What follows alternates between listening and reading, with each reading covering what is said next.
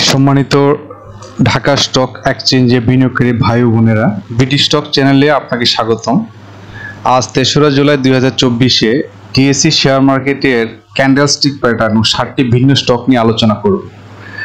তো ভিডিওর প্রথমেই বলে রাখি, আমার এই চ্যানেলটি সম্পূর্ণ বিনিয়োগ শিক্ষামূলক লার্নিং চ্যানেল, তাই এই আলোচনা বাই বা সেল নির্দেশ করে না।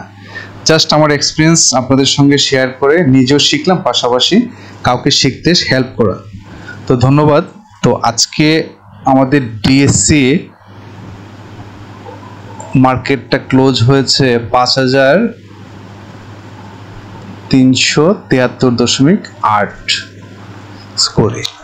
তো গতকালকে থেকে আজকে মার্কেটটা পজিটিভ, এবং পজিটিভ হচ্ছে 33.65।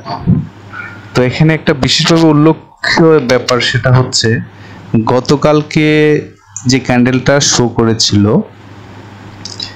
এই ক্যান্ডেলটা কিন্তু একটা মার্ক ইন্ডিকেট করে যে মার্কেট কিন্তু একটু হলেও কারেকশনে যাবে। তো যাক, আজকে কিন্তু মার্কেটটা পজিটিভ ছিল, তারপর ভলিউম কিন্তু খুব একটা বাড়ে নাই। তো সেক্ষেত্রে মার্কেট কিন্তু যে হয়তো আগামীকালকে একটু হয়তো স্লো থাকতে পারে।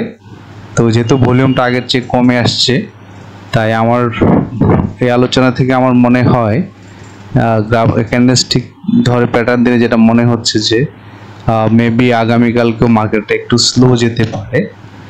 কারণ একটানা তো মার্কেট বাড়ে না, গ্যাপে বাড়ে। তো এই যে বাড়াটা কিন্তু খুব ভালো ছিল। একটু বাড়ার পরে একটু ব্যাকফুটে একটু মানে জাস্ট রিট্রেস একটু কারেকশনে গেল, তারপরে আবার একটু ইনক্রিজ দেখা দিল, তারপর একটু এখন একটু ডাউন, একটু কারেকশনে ছিল, একটু ইনক্রিজ হয়েছে। তো এভাবে আসলে মার্কেট যদি ভাইব্রেন্ট করে তাহলে কিন্তু ফিউচার অনেক ভালো। কারণ সামনে কিন্তু বেশ কয়েকটা রেজিস্ট্যান্স আছে। যেমন পরবর্তী রেজিস্ট্যান্স হচ্ছে, দেখা যাচ্ছে এখানে আপনার ৫,৪২৪ পয়েন্টের রেজিস্ট্যান্স ডেভেলপ করতে পারে, পাশাপাশি আরেকটা করতে পারে ৫,৪৮২। তো এই রেজিস্ট্যান্সগুলো ভাঙার জন্য কিন্তু যথেষ্ট পরিমাণ ভলিউম প্রয়োজন হবে, আর এই ভলিউমের জন্য কিন্তু একটু কারেকশনের প্রয়োজন আছে। ওই পয়েন্ট অফ ভিউ থেকে হয়তো আগামীকালকে মার্কেটটা একটু স্লো যেতে পারে। স্লো যেয়ে এক সময় হয়তো এই সব রেজিস্ট্যান্সে ওভারকাম করে যে আলটিমেট যে টার্গেটটা, এখানে হয়তো একটা ভালো রেজিস্ট্যান্স থাকতে পারে। এটাকে ফুলফিল করতে পারলে কিন্তু আরেকটা ধাপে ধাপে এগিয়ে যাবে, এবং যেতেই হবে। এটাই হচ্ছে মার্কেটের নেচার। একটু কারেকশন হবে, আবার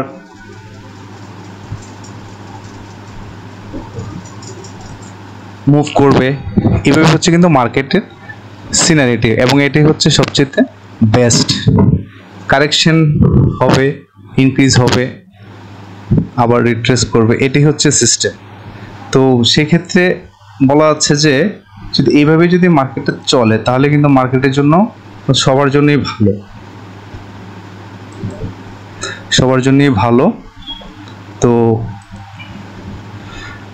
আগামীকালকের যারা বাই বা সেল করবেন, মার্কেটটা অবজার্ভ করবেন প্রথমে, তারপরে যদি মনে হয় যে কালকে এই ক্যান্ডেলের উপর থেকে মার্কেট ওপেন হয়ে এই রেজিস্ট্যান্স ব্লক করে ভেঙে উপরের দিকে চলে যাচ্ছে, তাহলে কিন্তু মার্কেট আপ ট্রেন্ডে যাবে। আর যদি এই জায়গায় ঘুরপাক খেলে ডোজি ক্রিয়েট করে, তাহলে কিন্তু একটু মার্কেটটা একটু নিচের দিকে আসতে পারে।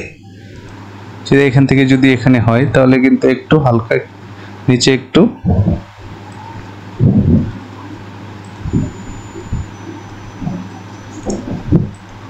মার্কেটটা এখান থেকে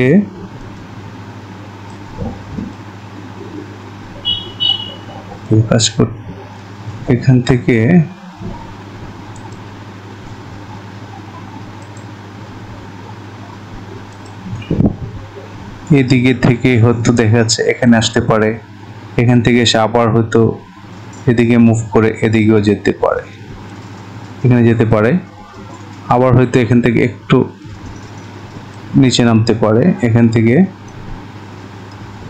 দেখা যাচ্ছে পরবর্তীতে হয়তো আবার একটু নিচে নামবে, তারপরে দেখা যাচ্ছে আপনার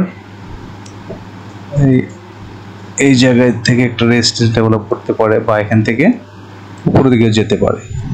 তো সম্পূর্ণটা হচ্ছে মার্কেটে ভলিউমের উপর। মার্কেটে ভলিউম যত বেশি হবে তত বেশি মার্কেট ভাইব্রেন্ট থাকবে। তো নতুন করে যারা ইনভেস্ট করবে, ইনভেস্টররা যদি মার্কেট নতুন করে ইনভেস্ট করে, তাহলে কিন্তু এই মার্কেটটা আস্তে আস্তে কিন্তু আমাদের সেই 6000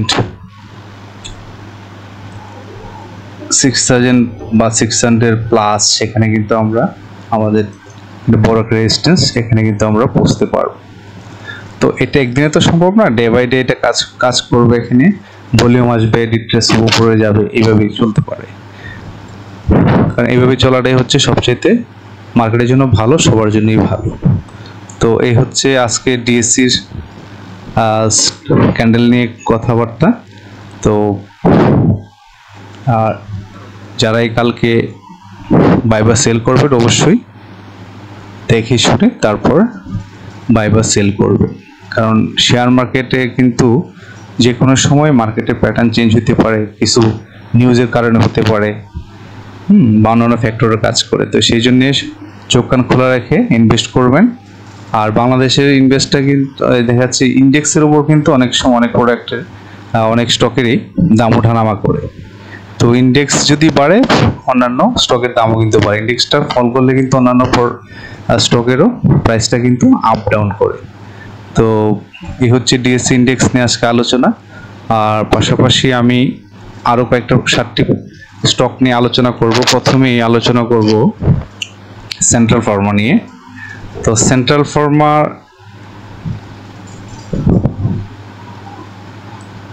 যে প্যাটার্নটা শো করছে, সেন্ট্রাল ফার্মা যদি একটু তাকাই, আজকে কিন্তু এমএসিডি ক্রসওভার করে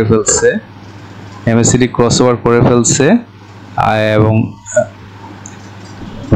মুভিং এভারেজের টাচ করে ফেলছে। তো সেই ক্ষেত্রে এবং ভালো ভলিউম, গতকালকে তুলনায় কিন্তু আজকের ভলিউমটা অনেক বেটার। তো যারা শর্ট টার্মের জন্য সেন্ট্রাল ফার্মাকে ইনভেস্ট করতে চান তারা এটাকে কনসিডার করে দেখতে পারেন। কারণ central Pharma just MACD line crossover করছে।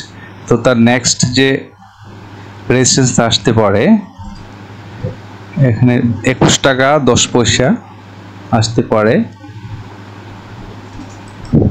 তারপরে আসতে পারে 22 টাকা 50-60 এর মাঝে আসতে পারে।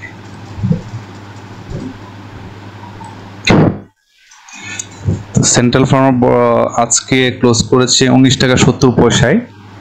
তো আগামীকালকে যদি এর আশপাশে পাওয়া যায় তাহলে নেওয়া যেতে পারে। কারণ যেহেতু এমএসিডি ক্রস লাইন ওভারকাম করেছে মাত্র, তো সেক্ষেত্রে হিসাব অনুযায়ী মিনিমাম আরও 2 থেকে 3 দিন একটা ইনক্রিজিং ফর্মে থাকতে পারে, ভলিউমটা যেহেতু ভালো ভলিউমে কাজ করছে। তো সেক্ষেত্রে সেন্ট্রাল ফার্মাটা শর্ট টার্মের জন্য একটা ভালো বিনিয়োগের একটা স্টক হইতে পারে। আপনার পার্সোনাল দিক নির্দেশনাগুলো দেখে নেবে, মিলিয়ে এই স্টকটার থেকে আপনারা নজর রাখতে পারেন। Central Pharma. আমার নেক্সট স্টকটা হচ্ছে আইএফআইসি ব্যাংক। আইএফআইসি ব্যাংকের একটা ব্যাপার আমি আপনাদের সঙ্গে শেয়ার করি, সেটা হচ্ছে আইএফআইসি ব্যাংক কিন্তু অনেক কারেকশন হয়েছে। যদি এখান থেকে আমি ধরি কারেকশনের, কিন্তু যদি এতটুকুই ধরি আমি, তাহলে দেখবেন কারেকশন তো অনেক কারেকশন হয়েছে। তার এখানে অলমোস্ট 50%, 45% কারেকশন অলরেডি হয়ে গেছে। তো এই জন্যই বলা যায় যে এটা মোটামুটি কারেকশন যা হওয়ার হয়ে গেছে। এখন কিন্তু আইএফআইসি আপট্রেন্ডে যাওয়ার একটা প্ল্যান করতেছে। পয়েন্ট অফ ভিউ থেকে এখন দেখেন ভলিউমটাও কিন্তু গতকালকে যে ভলিউম ছিল তার জন্য এখানে হাই ভলিউমে কিন্তু আজকে মার্কেটটা ক্লোজ করেছে এবং সুন্দর একটা টুইজার ফর্ম করেছে। তো এই ধরনের এই ধরনের যে প্যাটার্নগুলা কিন্তু আপনার মার্কেট আপট্রেন্ডে হেল্প করে এবং ভলিউমটাও খুব ভালো আসাতে একটা দিকে খেয়াল করি। দেখেন যখন একটা ব্যাপার বেশ লক্ষ্য করে দেখাচ্ছে, সাপোজ এই যে ভলিউমটায় যখন আসছিল তখন কিন্তু এই যে এখান থেকে কিন্তু আপট্রেন্ডটা শুরু হয়েছিল। জাস্ট এই ভলিউমে যখন হিট করে তখন কিন্তু আপট্রেন্ড হওয়া শুরু হয়ে যায়। তো এই জন্যে এই ভলিউমটা কিন্তু এই ভলিউম যখন দেয় তখন আপট্রেন্ড থাকে। তো এখানে শুরুই করছে এটা দিয়ে এমএসিডি ক্রস লাইনে হয়ে তো এমএসিডি লাইনটা যদি আমরা একটু খেয়াল করি যথেষ্ট সুন্দরভাবে পজিটিভলি গ্র্যাজুয়ালি ইনক্রিজ হচ্ছে।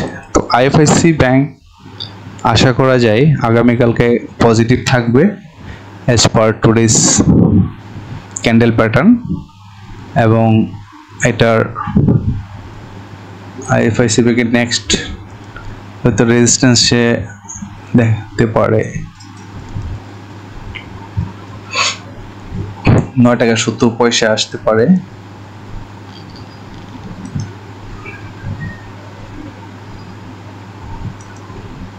$10 আসতে পারে নেক্সট।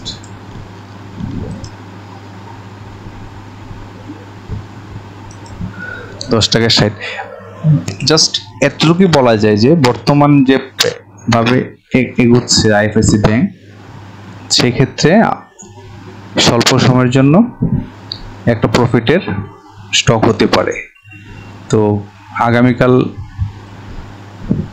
যদি $8.60 ছিল, $8.60, $8.50 এর আশপাশে পাওয়া যায়, তাহলে আমার মনে হয় বাই করলে একটা শর্ট টার্ম একটা প্রফিট আশা করা যেতে পারে। ধন্যবাদ। তখন নেক্সট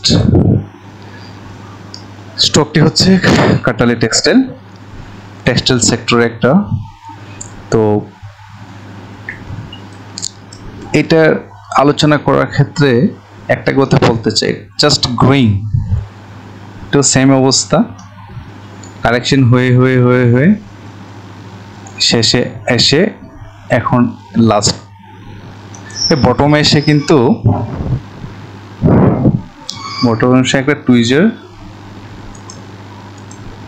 বটমে এসে একটা টুইজার টপ শো করেছে। এখান থেকে কিন্তু মার্কেটটা পজিটিভ ফর্ম পেয়েছে এবং এমএসসি রেখার উপরে আজকে ক্লোজ করলো। তো তার থেকে বোঝা যাচ্ছে যে মার্কেটটা আপ ট্রেন্ডে যাওয়ার সম্ভাবনা আছে, বিশেষ করে কাটালি টেক্সটাইলের, এবং তার নেক্সট রেসিস্ট্যান্সটা আসতে পারে 14 টাকা আছে এখানে, তারপর 14 টাকা 80 পয়সা, 16 টাকা 20 পয়সাও আছে। আর বাকি যে রেজিস্ট্যান্সগুলো আছে এটা যদি ভালো ভলিউম পায় তাহলে এই রেজিস্ট্যান্সগুলো খুব একটা 13 টাকা 50 পয়সা আছে, এগুলো খুব একটা বড় ধরনের রেজিস্ট্যান্স না। তবে এখানে 14 টাকা 80 পয়সা এই জায়গায় একটা ভালো রেজিস্ট্যান্স আছে। তো এর আশপাশে যদি আগামীকালকে সুযোগ হয় 13 টাকা আশপাশে পাওয়া যায় তাহলে স্বল্প পরিসরে একটা প্রফিট গেইন করা যেতে পারে কাটালি টেক্সটাইল। নেক্সট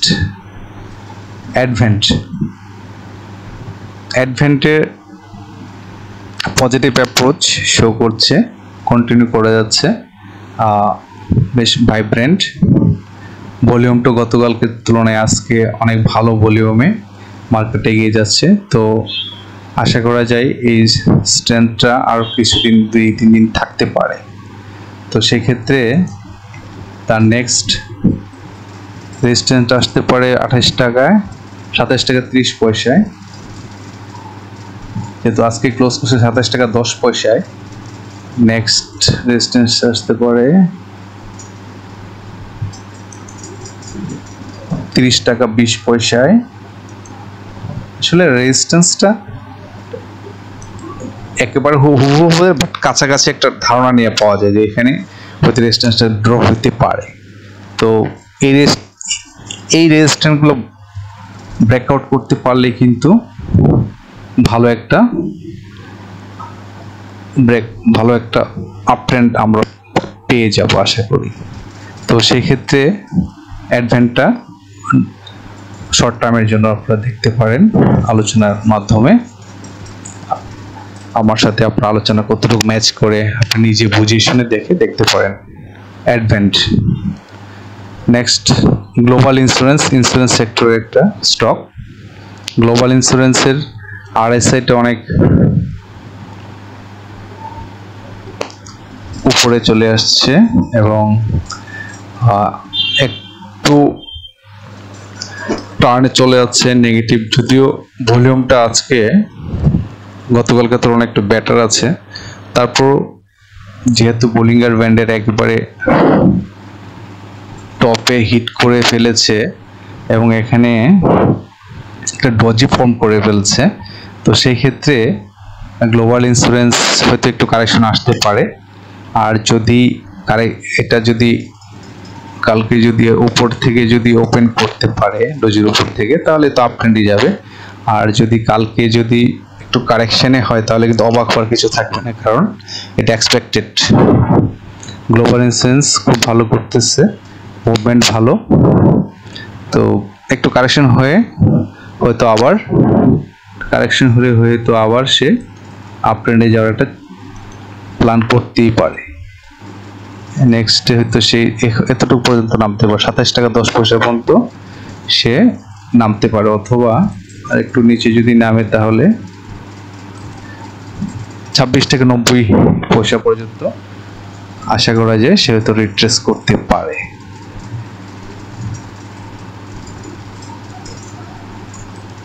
এখান থেকে জাস্ট অথবা হয়ে যাবে,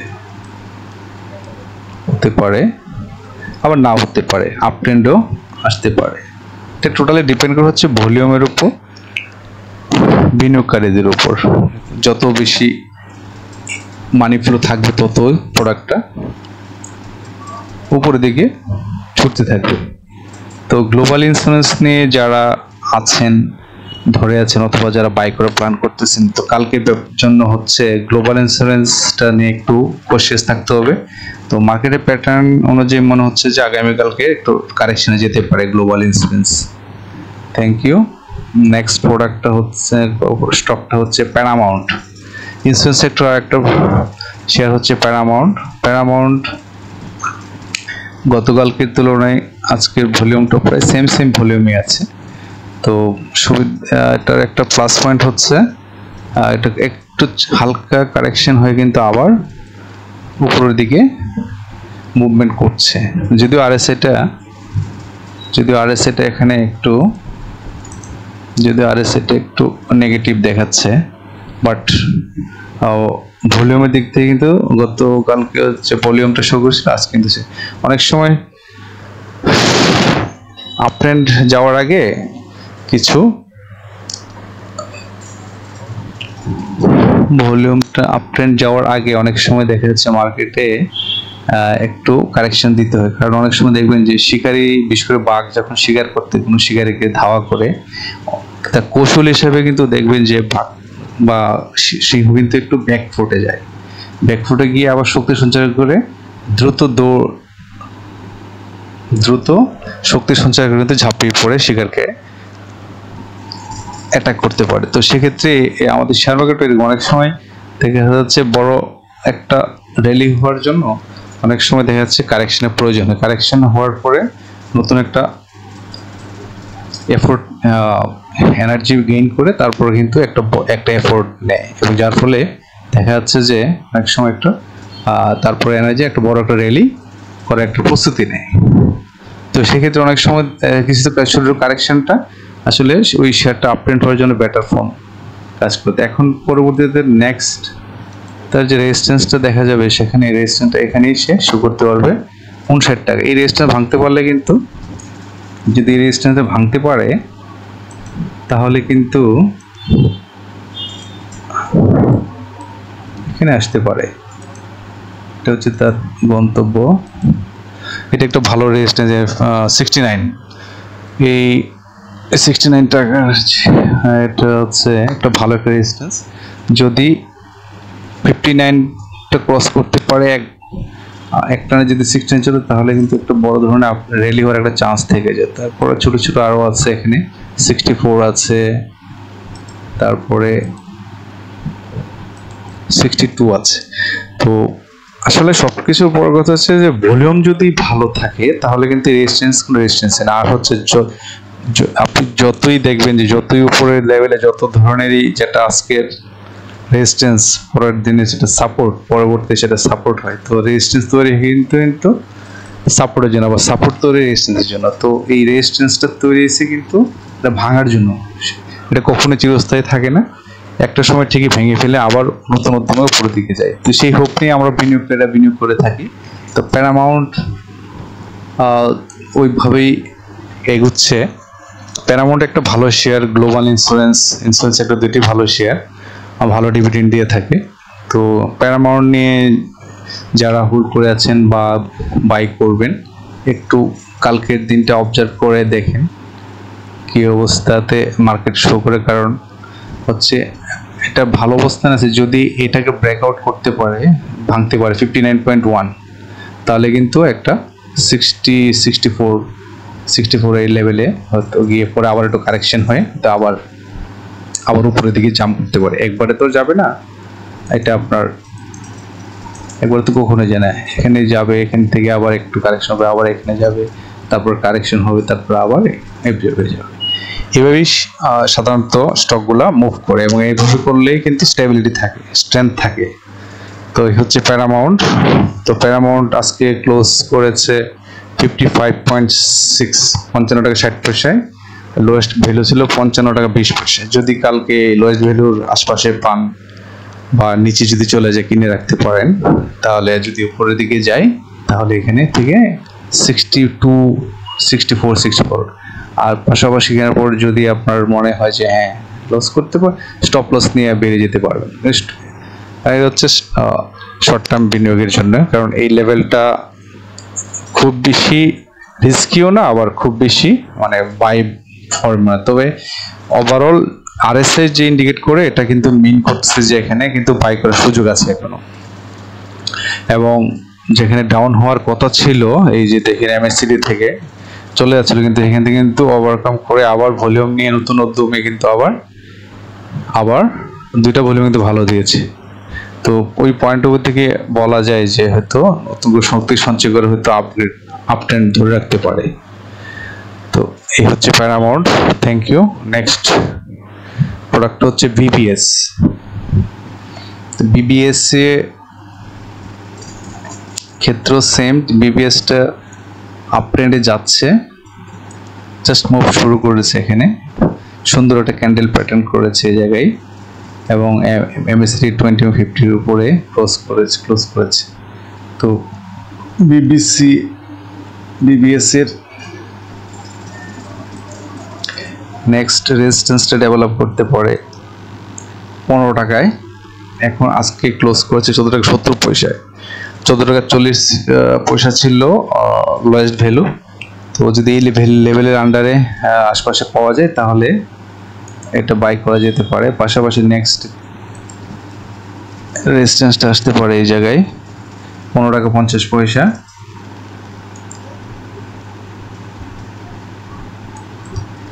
15 টাকা 70 পয়সা আছে একটা রেজিস্ট্যান্স, খুব বড় রেজিস্ট্যান্স না। এখানে একটা রেজিস্ট্যান্স আছে 16 টাকা 50 পয়সা। 16 টাকা 50 পয়সা পর্যন্ত একটা ভালো রেজিস্ট্যান্স আছে। তো সেই ক্ষেত্রে বিবিএস কেবলটা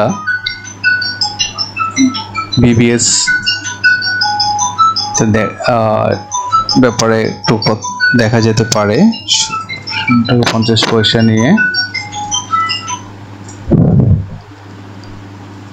বিবিএস ভালো শেয়ার একটা, তো যদি এই লেভেলে কেনা যেতে পারে তাহলে ভালো একটা রেসপন্স পাবেন আশা করি। তো আমার নেক্সট প্রোডাক্ট হচ্ছে হাক্কানি পাল। তো হাক্কানি পাল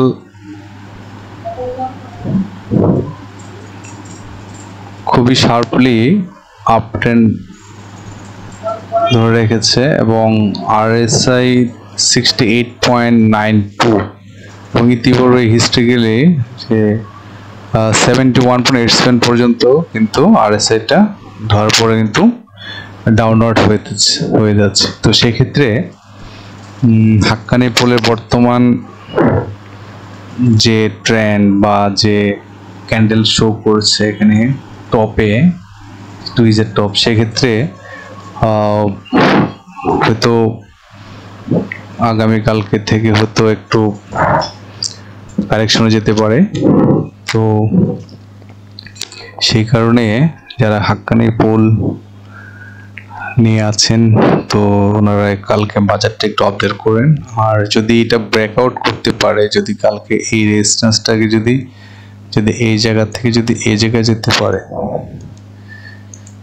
যদি এখানে এসে যদি এই জায়গাটা যদি ব্রেক করতে পারে এই রেজিস্ট্যান্সটা, তাহলে কিন্তু খুবই ভালো অবস্থায় যেতে পারবে পরবর্তী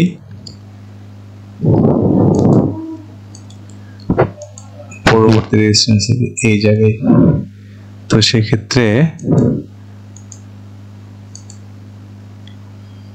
এখান থেকে এখানে তো 67.6 ওই লেভেল পর্যন্ত পৌঁছতে পারে। আর যদি এখান থেকে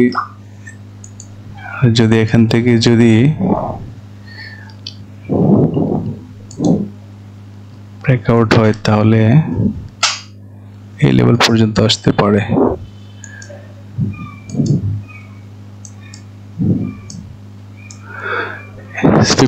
লেভেলে আসার সম্ভাবনা আছে। তারপর এখান থেকে যদি এটা রেসপেক্ট না করে তাহলে 51 পর্যন্ত আসতে পারে। এখান থেকে হয়তো পরবর্তীতে আবার